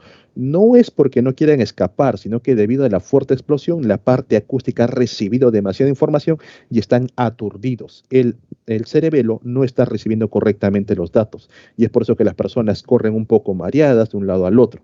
¿Bien? Pérdida de audición. Puede ser directamente daño a nivel del oído o del órgano que se encarga de filtrar la información que proviene del oído. Ahí hablamos directamente del tálamo. El tálamo es un órgano filtro. Filtra la información visual, filtra la información auditiva. Alteración de la presión sanguínea. La presión sanguínea, el apetito, la ingesta, la sed, lo que viene a ser el impulso sexual, entre otros, está controlado por el hipotálamo. ¿Bien? Entonces, aquí tendríamos como alternativa a la C. La médula espinal, el bulbo raquídeo, el cerebelo, el tálamo y el hipotálamo, bien, en ese orden han generado este tipo de daño. Vamos con la pregunta 25. Durante el ciclo celular se lleva a cabo el crecimiento y la división celular. No obstante, en la segunda, durante la división celular, se refiere, no se realiza gran parte de la actividad metabólica, porque está donde ocurre. Si no está en la segunda, está en la primera. Recordad que el ciclo celular conlleva dos etapas. Una, conocida como la interfase, es la fase de preparación para la división, y otra conocida como la mitosis o división celular o fase M. Bien, durante la interfase ocurre la mayor actividad metabólica. En la G1, las células van creciendo poco a poco, van duplicando el tamaño, duplican las organelas, almacenan energía. Durante la fase S, bien, va a ocurrir lo que viene a ser la síntesis de ADN. Se va a formar una nueva cadena de ADN para que al momento que la célula se divida, cada una de ellas se lleve su propia cadena de ADN.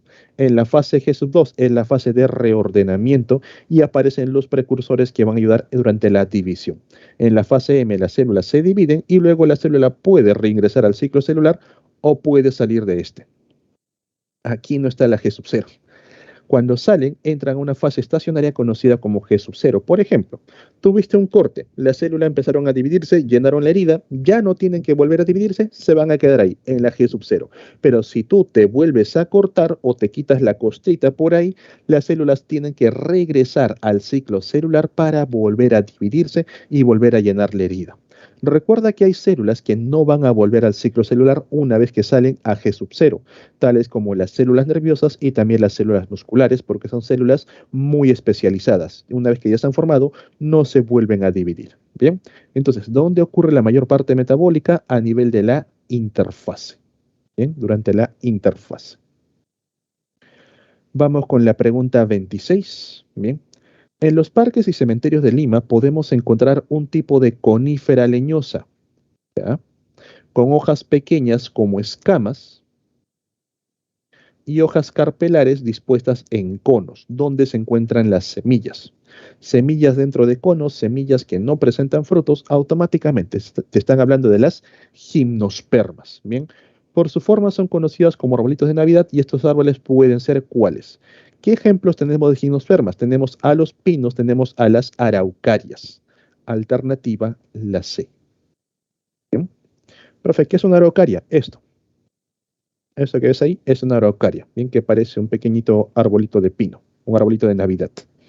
Recordar que a nivel de las plantas superiores, las más evolucionadas, vamos a encontrar por un lado a las gimnospermas. Gimnos significa desnudo, esperma semilla, la semilla desnuda, y a las angiospermas, cuya semilla se encuentra dentro de un fruto. Las angiospermas a su vez se subdividen en monocotiledóneas que presentan un solo cotiledón y también en dicotiledóneas que presentan dos cotiledones.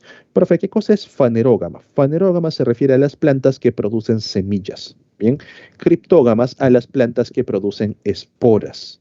A nivel de las criptógamas encontramos a las algas, los musgos, los helechos. A nivel de las fanerógamas encontramos a las gimnospermas y a las angiospermas. Bien, también se les conoce como las espermatofitas, esperma semilla, fitos relacionados a las plantas. Bien, las plantas con semillas. ¿Ok? Pregunta 27. Actualmente hay un interés por las plantas medicinales porque contienen principios activos con poder curativo y no tienen efectos tóxicos. Por ejemplo, hay plantas con propiedades beneficiosas como la col, brócoli, rabanito y maca, antioxidantes, antimutagénicos. Señores, las plantas medicinales también deben conocer, ya sea por cultura general o por lo que hemos visto en clase. Bien, antioxidantes o también conocidos como antimutagénicos. De manera general, cuando nuestras células se van a utilizar lo que viene a ser el oxígeno para obtener energía y todos esos procesos, muchos de estos oxígenos quedan de manera suelta. Se les conoce como los reactivos de oxígeno libre, reactivos de oxígeno sueltos o también llamados los ROS. Estos ROS tienen que ser capturados por los peroxisomas, bien juntándolos a este oxígeno atómico junto con moléculas de agua para formar peróxido de hidrógeno, bien, agua oxigenada, evitando que generen daño. ¿Pero qué ocurre? Cuando los ROS se quedan sueltos, pueden interactuar directamente con las cargas genéticas a nivel del núcleo, alterando estas cargas y haciendo que las células muten. De ahí la importancia de los antioxidantes o antimutagénicos, que ayudan a capturar a estos oxígenos libres, evitando evitando que la célula mute, evitando temas cancerígenos, evitando que la célula muera antes de tiempo. Por eso que las personas que consumen gran cantidad de antioxidantes mantienen una piel bastante joven, no sé si han visto. A medida que más antioxidantes consumen, pues como que la edad se les reduce, bien, son de apariencia más juvenil. Entonces, ¿qué hacen estas plantas como antioxidantes o antimutagénicas? ¿Formar radicales libres como mecanismo molecular de defensa? No, al contrario. Los radicales libres que vienen a ser los ROS generan daño a nivel de las células. Estimular el sistema inmunológico para combatir enfermedades facilitan a que el sistema inmunológico pueda detectar a células tumorales, a células cancerígenas. Bien, retardar las reacciones químicas que causan los radicales libres, no, no intervienen en las reacciones químicas, sino que una vez que se han formado los radicales libres, ayudan a capturar a estos radicales libres. Proteger la piel del envejecimiento prematuro, sí, evita que la célula muera, por lo tanto no envejece prematuramente. ¿Bien? Neutralizar el efecto de las moléculas antioxidantes. No, no, no. No trabaja sobre antioxidantes, trabaja sobre los óxidos libres. Ellos son los antioxidantes en sí. Bien, entonces sería la alternativa 2 y 4. Alternativa la D. Bien, entonces automáticamente te colocan col, brócoli, coliflor. Ya son antioxidantes o antimutagénicos. Y lo mismo ocurre con la maca. Ahí tienes como un extra al rabanito. ¿Bien? Consuman maca, chicos, pero no en exceso. Vamos con la pregunta 28. Enfermedades. Este trastorno nutricional es causado por un déficit de niacina. Niacina también conocida como la vitamina PP o también llamada como la vitamina B3. Bien, un déficit de niacina de su precursor el triptófano. Bien, el triptófano es el precursor de la B3, con una frecuencia mayoritaria principalmente en Asia y África. Generalmente se debe a una alimentación insuficiente en la que carecen muchos nutrientes principales. Señores, muy importante que todos ustedes consuman niacina, pero por supuesto principalmente que consuman el complejo B, que tiene una gran cantidad de vitaminas. ¿Por qué se llama vitamina PP? Preveniente de la pelagra. Bien, sirve para evitar la pelagra. ¿Y qué viene a ser la pelagra? Inicia como una irritación cutánea, te aparecen unas escamas a nivel de la piel, a nivel de la lengua, pero luego puede generar problemas a nivel del corazón, problemas a nivel de mentales, bien va generando demencia y puede conllevar a la muerte. Mucho cuidado con algunas dietas especiales que pueden tener carencia de vitaminas del complejo B sobre todo, entre ellos la vitamina B3, la niacina o vitamina PP. Bien. Anemia, de manera general, puede ser por un déficit a nivel de lo que viene a ser los niveles de calcio en sangre y también directamente la vitamina, la B12, vitamina la anemia perniciosa. Osteomalacia, vitamina D junto con el calcio, al igual que el raquitismo. Escorbuto, vitamina C. Bien, no consumen naranjas, no consumen limones, pimientos, van a empezar a salir unas heridas a nivel de las encías. Eso es escorbuto. Pregunta 29.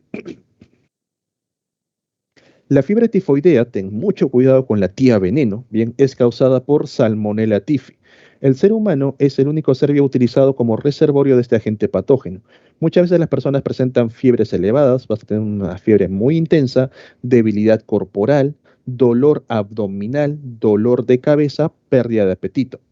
Muchas personas a veces cuando van a comer en la calle el día siguiente están con diarreas, profe, tengo diarreas, tengo cólicos y luego pasa un día más y ya no tienen nada. Ah, profe, me curé. No, no, no.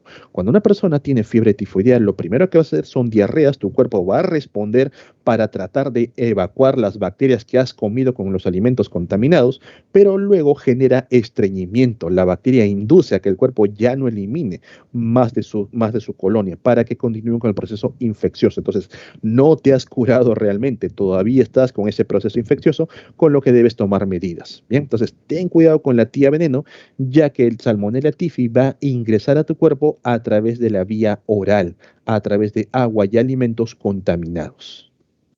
Bien, vamos con la pregunta 30. Pasamos a ecología. Los incendios forestales en la Amazonía de Brasil entre los años 2019 y 2020 destruyeron bosques primarios, bosques que habían surgido, bien sin intervención humana. ¿Cómo se denomina a la regeneración natural del bosque luego de muchos años y qué organismos estarían dentro de los principales agentes que ayuden a su recuperación? Directamente, chicos, cuando un área es destruida por una acción humana, los organismos, las nuevas plantas que surgen, van a ser un evento conocido como sucesión secundaria. Bien. Y entre los organismos que participan para que se pueda recuperar, encontramos a los organismos polinizadores, los insectos, aves y mamíferos. Bien, recordar que los murciélagos son muy importantes ya que tienen presencia de gran cantidad de pelos en la cara y al momento que van de flor en flor para capturar el néctar, van capturando granos de polen, bien, dejándolo polinizando las flores en sí. ¿Ok? Entonces, chicos, interviene el ser humano automáticamente, sucesión secundaria. Para que sea un evento de sucesión primaria, no tiene que intervenir el ser humano, el área tiene que ser desprovista 100% de vida por un acontecimiento natural o directamente nunca existió vida en esta área. Una isla que surge en mitad del océano nunca tuvo vida, las primeras plantas, sucesión primaria, ¿bien? Por ahí un megaterremoto que destruye toda la vida en una zona y luego un tsunami que básicamente limpia todo, fue destruido al 100% por eventos naturales, las primeras plantas que surjan, sucesión primaria. Bien, en una sucesión secundaria es cuando sobreviven algunas plantas y aprovechan el resto del espacio para empezar a colonizarlos, o cuando interviene el ser humano. No, tengan mucho cuidado con esa parte, no olviden ello. En la pregunta 31 hay dos alternativas, pero una de ellas es más fuerte. Dice así, es un componente del biotopo, bien, la parte abiótica de los ecosistemas. Es un componente del biotopo lleno de vida macroscópica, fácil observable, y microscópica, bien a través del microscopio, capaz de ciclar la materia orgánica para dar perpetuidad al ciclo de vida e incluso al flujo de energía y materia. Dicho componente, ¿cuál es? Son dos alternativas. Una que viene a ser el suelo. Ahí vamos a encontrar vida macro, vida micro. Van a darse los ciclos biogeoquímicos, bien, y otro viene a ser el agua. El agua como ambiente, no como recurso. Bien, el agua a manera ambiental, los océanos, los lagos, los ríos, todo ello. Por eso más me inclino por el suelo, ya que el agua puede tener doble ambigüedad. Y aparte, a nivel del agua, sí o sí necesitas de los suelos, bien, para que puedas ciclar muchos nutrientes. Por ahí los fosfatos tienen que precipitar en los fondos marinos, donde son suelos. Los carbonos, los peces al momento que mueren, tienen que llegar a los fondos para que las bacterias inicien el proceso de degradación.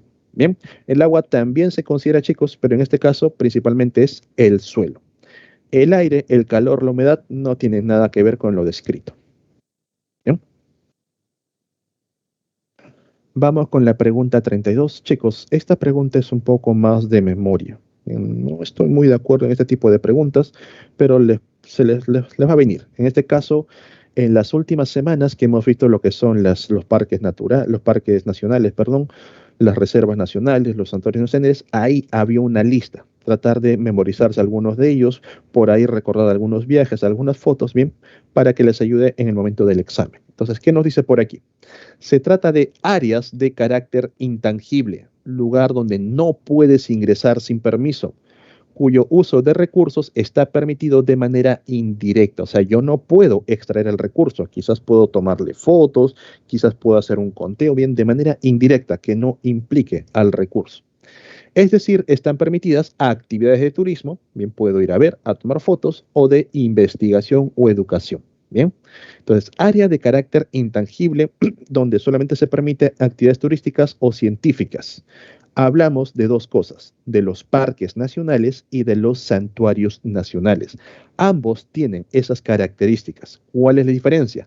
Los parques nacionales son áreas muy extensas, áreas muy grandes, ya que protegen ecosistemas, mientras que los santuarios nacionales son áreas pequeñas que van a proteger a poblaciones o a lo mucho a comunidades. Bien, es la única diferencia, pero ambos trabajan en lo mismo para evitar el ingreso sin permiso y no se puede utilizar el recurso de manera directa. No puedo extraer los organismos ni nada de ello. Puedo utilizarlo con fines científicos o con fines turísticos. ¿Y qué vamos a encontrar ahí? A Cutervo y Guayay, el Parque Nacional de Cutervo y el Santuario de Guayay. ¿Bien? Vamos con la pregunta 33. Volvemos a lo que viene a ser enfermedades. Un paciente ingresa a consulta médica con incremento de toma de decisiones erróneas. Se está equivocando a cada rato. ¿Ya? A pesar de ser contador, tiene dificultades para hacer un presupuesto, algo que normalmente hacía, ahora ya no lo puede hacer, y pierde la noción del día y la estación del año. En otras palabras, se está olvidando de las cosas día a día, bien, ya le cuesta recordar varias cosas. ¿Qué estamos viendo? Que esta persona puede estar presentando principios de Alzheimer. Poco a poco, bien, sus neuronas van siendo degradadas. Entonces, ¿qué tipo de enfermedad padecería de acuerdo al origen? Señores, en el caso de enfermedades, muy atentos con la pregunta, ya que me pueden preguntar por la rapidez o duración, que pueden ser crónicas o agudas, me pueden preguntar por la frecuencia, esporádicas, endémicas, epidémicas, pandémicas, o me pueden preguntar de acuerdo al origen. Y respecto al origen, bien, nosotros vamos a tener dos opciones. Si esta enfermedad es causada por un agente patógeno, virus, bacteria, protozoo, hongo, el minto, bien, algún ser vivo, incluyendo los virus, automáticamente es infecciosa. Y las enfermedades infecciosas se pueden contagiar. En cambio, si no es generada por un agente patógeno, pertenece al grupo de las no infecciosas. Y dentro de las no infecciosas pueden ser de tipo carenciales, bien, si al cuerpo le falta algo, alguna vitamina, algún compuesto, puede ser de tipo funcionales, bien, cuando alguna estructura deja de funcionar correctamente, o puede ser de tipo degenerativas, como es para este caso, bien cuando poco a poco se va perdiendo las funciones de alguna estructura, de algún órgano, y este continúa con el avance, como es el tema del Alzheimer. Puede ser de tipo ocupacional, si por realizar las funciones están expuestos bien a ciertas enfermedades. Ahí hablamos del saturnismo, bien hablamos de la antracosis, y también puede ser de tipo congénito, bien, cuando está presente en los genes, cuando esta persona ya nace con esta condición, hemofilia, polidactilia, daltonismo, algún tipo de síndrome. Y por último tenemos las mentales o psiquiátricas. Profe, ¿por qué el Alzheimer no clasifica como mental y tiene que ser degenerativa? A diferencia, por ejemplo, de lo que puede ser la psicosis, a diferencia de la esquizofrenia, las estructuras están ahí, están completamente formadas, simplemente que ya no están trabajando de manera correcta. Los procesos mentales en sí no son los adecuados. Por eso clasifica como mental. En cambio, en el Alzheimer, las neuronas están trabajando de manera correcta, solamente que por temas degenerativos, muchos de estos enlaces se van perdiendo y la persona empieza a olvidar las cosas.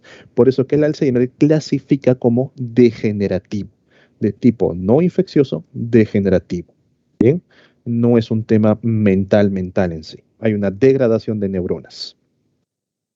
Bien, vamos con la pregunta 34. Seguimos con enfermedades.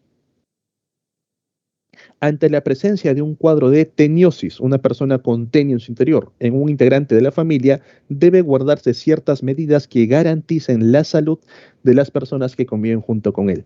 ¿Qué tipo de circunstancias podrían suceder para que se afecte la salud de los demás familiares? Señores, mucho cuidado si una persona en tu casa presenta tenias. No quiere decir que tú vayas a desarrollar tenias, sino que puedes desarrollar algo peor. ¿Bien? Esto viene a ser el cuerpo de una tenia, donde nosotros vamos a encontrar la parte de la cabeza, conocido como escólex, donde hay presencia de ganchos y ventosas que le permite adherirse a las paredes del intestino. Una vez que se adhiere al intestino delgado, es ahí donde se fija, la tenia empieza a aprovechar los nutrientes que tu cuerpo va adquiriendo. Bien, empieza a crecer y va formando estos cuadraditos llamados proglótides, bien, con E al final, proglótides. Estas proglótides, dentro de ellas, dentro de cada una, vamos a encontrar testículos y ovarios. Este organismo puede autofecundarse dentro de cada proglótide para producir los huevos o también llamados proglótidos. Estas tenias, cuando ya tienen los huevos fecundados, los van liberando y salen junto con las heces de la persona infectada. Bien, pero ojo aquí. Una persona puede consumir, digamos, huevos. Aquí están los huevos de las tenias y cuando consume los huevos van a salir unas larvitas. Esta larvita, cuando ingresa dentro de un organismo, dentro de un animal, va a formar un quiste. Vamos a colocarlo de color morado. Bien, acá está el quiste, está bien enquistado, y en el interior está la larvita. Si una persona consume carne con quistes, la larva sale de su interior y forma al adulto. Ahí está.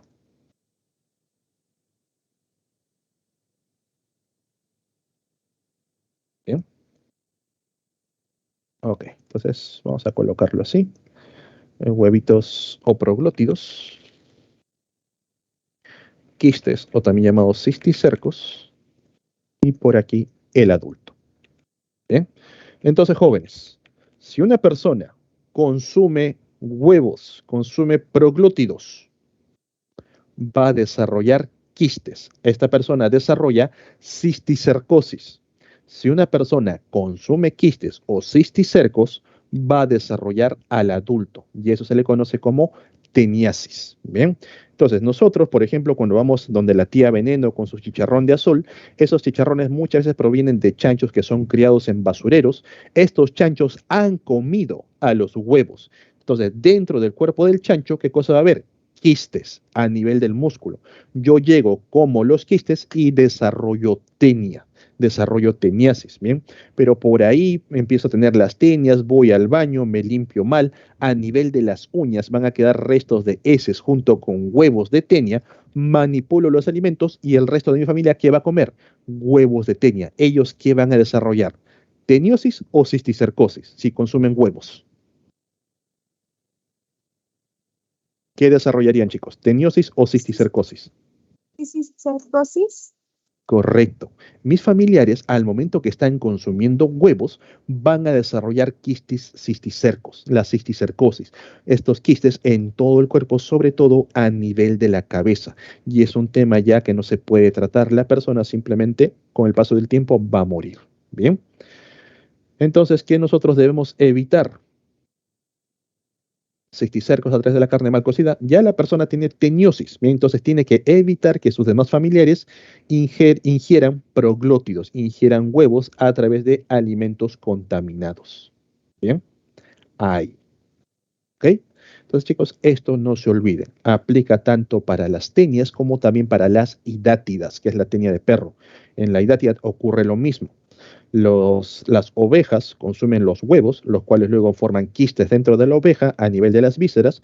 Llega el perro, consume vísceras de oveja y el perro forma a la hidátida adulta. Bien, el perro tiene hidatidosis. El perro hace sus necesidades junto con las heces, salen los huevitos y quedan pegados en los pelos que están rodeando el ano. Luego el perro se sienta en tu cama, se sienta en tu sofá, tú inhalas o ingieres los huevos y dentro de tu cuerpo que desarrollas quistes hidatídicos. Bien, entonces para tenias, para hidátidas, aplica este concepto. Una cosa es consumir huevos que desarrolla quistes y otra cosa es consumir quistes que desarrolla al adulto. Bien. Pregunta 35. Volvemos con temas ecológicos. Existe una pérdida de la calidad del suelo a nivel mundial. Esto como consecuencia de la explosión demográfica. Hay demasiada gente, sobre todo gente que está muy concentrada en las ciudades, ¿bien? Y tienen que ser alimentados, ¿bien? Ha exigido un incremento en la producción alimenticia a través de qué. Cambios socioeconómicos no tienen nada que ver. Monocultivos, ahorita te explico, hacinamientos con la producción alimenticia no tienen nada que ver, los recursos tampoco y la diversidad también te explico. ¿Ok? Entonces, ¿qué ocurre? Muchas veces has visto, por ejemplo, cuando vas por la sierra, por ahí ves grandes extensiones de tierra y siempre siembran lo mismo. Esa tierra, por ejemplo, ciclo tras ciclo, temporada tras temporada, siembran papas, una gran cantidad de papas. Esto hace que poco a poco los nutrientes presentes en la tierra se vayan agotando hasta que llega el punto en que ya no puede ser aprovechado. A esto se le conoce como los monocultivos. Los monocultivos a la larga van generando daños a nivel de la tierra, ya que no ocurre un reciclaje en cuanto a los nutrientes. Por eso que hoy en día se proponen los llamados policultivos o los cultivos cíclicos. Una temporada siembro papas, luego siembro rabanitos, luego cambio por zanahorias, otra vez regreso a las papas. Voy sembrando de manera, digamos, cíclica, cambiando de un cultivo a otro para que los suelos se vayan renovando. Lo que algunas plantas no utilizan y van desechando, otras plantas lo pueden aprovechar. O también tenemos a los llamados policultivos, la diversidad de cultivos, donde en un terreno no solamente voy a sembrar papitas, voy a sembrar diversos cultivos y entre ellos puede haber un intercambio, ¿bien? En cuanto a los nutrientes desechos que van dejando. ¿ok? Entonces, los monocultivos no favorecen en sí a la producción alimenticia, van a hacer que los suelos vayan disminuyendo en cuanto a la calidad. Ok, perdón. Chicos, vamos con la pregunta 36.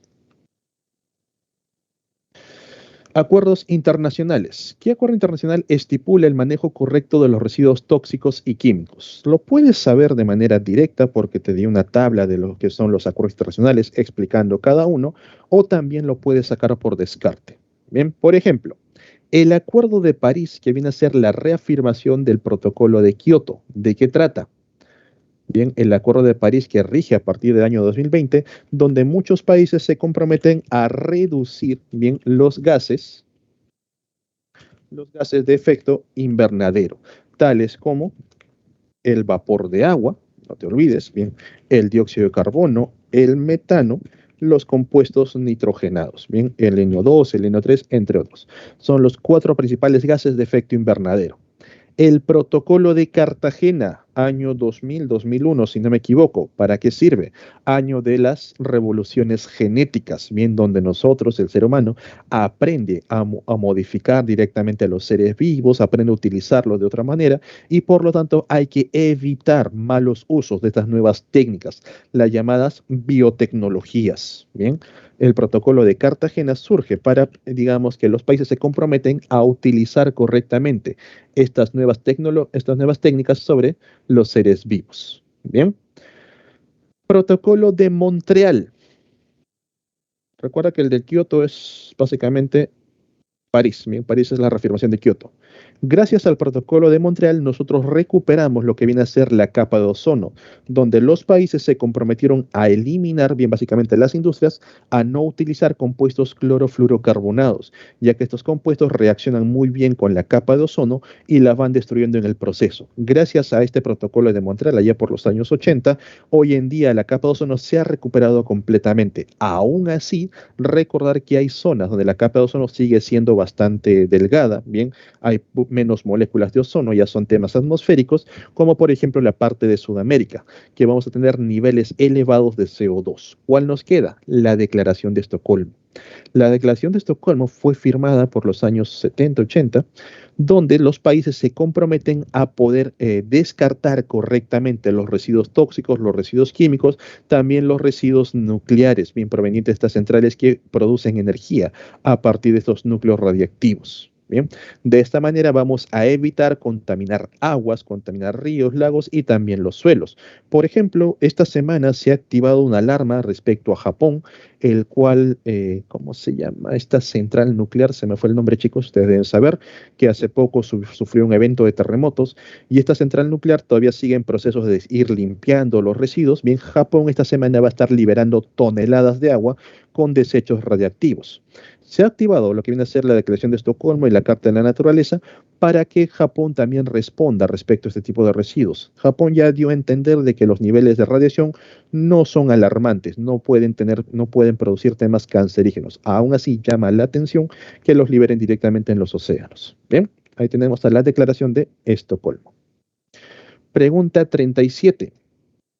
Esteban desea desarrollar su tesis y para ello desea otra vez investigar las zonas de apareamiento del oso de anteojos. Bien, dentro de un área natural protegida. Si a pesar del impedimento de extracción no puede sacar el recurso, un área intangible, bien, él logra ingresar a realizar sus observaciones, logra tener fines científicos. ¿A qué tipo de ANP, qué tipo de ANP sería si se protege exclusivamente a esta especie de oso? Recuerdan las áreas naturales protegidas. Bien, podría ser un parque nacional o un santuario nacional, porque ambos van a, digamos, a tener carácter intangible. Ambos van a evitar el uso de recursos de manera directa, pero permiten lo que viene a ser fines científicos y fines turísticos. Como solamente vamos a proteger a una especie de oso, vamos a proteger a una población, estamos hablando de un santuario nacional, un área pequeña que protege a comunidades o poblaciones. Bien, es un santuario nacional. Profe, ¿y qué viene a ser una reserva nacional, que es lo último que falta? La reserva nacional, te lo coloco por aquí, ¿Bien? Se caracteriza por también ser áreas enormes, protegen una gran cantidad de ecosistemas, pero a diferencia de los anteriores, es un área de acceso libre. Tú puedes ingresar, tengas o no tengas permiso, no hace falta tramitarlo. Tal como su propio nombre lo indica, es un área de reserva donde nosotros vamos a poder aprovechar los recursos siempre y cuando sean de manera sostenible, donde yo, si voy a extraer los recursos, estos no pongan en riesgo a la especie, sino que la especie puede reproducirse y recuperar esta extracción. ¿Bien? Entonces, jóvenes, mucho cuidado con estos tres principales que preguntan. Profe, el santuario histórico es un área natural donde ha ocurrido un evento histórico. La plaza que se encuentra cerca a tu casa no puede ser santuario histórico porque no es natural, ¿bien? Tiene que ser un área natural donde se ha desarrollado una cultura, ocurrió una batalla importante, etcétera. ¿Bien? Pregunta 38, pregunta bastante sencilla. Observe la siguiente imagen e indique a qué evidencia evolutiva hace referencia. Directamente está comparando embriones, ¿bien? Es embriología comparada. Profe, ¿por qué no puede ser anatomía comparada si también está comparando estructuras? La embriología comparada está dentro en sí de lo que viene a ser anatomía comparada, comparar estructuras de diversos animales. Pero cuando nosotros nos restringimos a los desarrollos embrionarios, cuando todavía no nacen, no eclosionan, nos mantenemos dentro específicamente de la embriología comparada. Chicos, en esta parte también tener mucho cuidado con la bioquímica comparada y con la citogenética comparada. La bioquímica comparada se encarga de comparar compuestos químicos, principalmente proteínas, moléculas químicas que desarrollan los organismos, ya que las proteínas son muy diversas. Pueden comparar hormonas, proteínas de transporte, proteínas de resistencia, proteínas estructurales, etcétera. Ver cómo un organismo forma insulina, el ser humano, por ejemplo, y un animal, una vaca, también cómo forma insulina, qué tan parecidos, qué tan distantes son, y dándonos una idea de cómo es que estos organismos están emparentados. La citogenética comparada compara la genética a nivel cito, a nivel celular. Quiere decir comparar directamente cromosomas, ADN, genes. Bien, si por ahí me dicen que nosotros compartimos el 70% de los genes con las plantas de maíz, eso es citogenética comparada. Nosotros somos 99,8% similares a los chimpancés. Bien, te está hablando acerca de los cromosomas, acerca de los genes o el ADN. Sigue siendo citogenética comparada. Bien, entonces si te habla de ADN, genes, cromosomas, automáticamente citogenética comparada. Si te habla de otros compuestos moleculares, principalmente proteínas, entre otros, bioquímica comparada. Recuerda que los venenos también son productos bioquímicos. Bien. Pregunta 39. Diversas acciones humanas pueden reducir una población silvestre al punto de no poder encontrarla y considerarla extinta, como pudo ocurrirle a Cuscomis oblativus, la rata chinchilla arborícola. Bien. Especie endémica del santuario histórico de Machu Picchu, considerada extinta por más de 90 años hasta su redescubrimiento en 2009 y 2020. De las siguientes acciones para evitar la situación, señale la incorrecta. ¿Cuál no sería correcto? ¿Cuál haría que el organismo desaparezca? Prohibir la caza indiscriminada. Esto tiene que darse para que el organismo todavía se mantenga. Promover acciones para la reproducción en cautiverio. Así es, una vez que se reproducen en cautiverio, liberarlos en el área natural, en su ambiente natural. Restaurar los ecosistemas. Correcto, esto también se tiene que hacer. Contribuir con el reciclaje para reducir la tala de los árboles. Así es, señores, ya les he mencionado. El papel no es la solución a los plásticos. Eviten los plásticos de un solo uso, utilicen plásticos que puedan reutilizar una y otra vez, ya que el papel tiene un alto costo a nivel de los bosques. Incentivar el comercio de animales silvestres o sus partes, esto no. Esto haría que se reduzca la especie.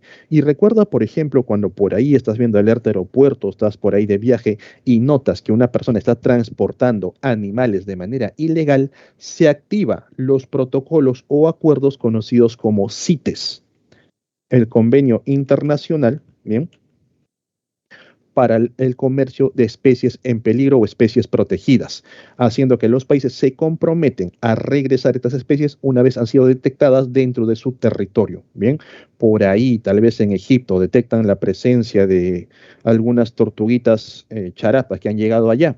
Automáticamente se comunican con la Interpol peruana para iniciar los procesos de extradición de las especies. Bien, ahí tenemos a los protocolos CITES, bueno, el tratado de CITES. Por último, chicos, llegamos a la pregunta número 40. Dice, las esponjas son animales de estructuras sencillas. Siguen siendo animales. Bien, pertenecen al reino animal. Son los más primitivos dentro del reino.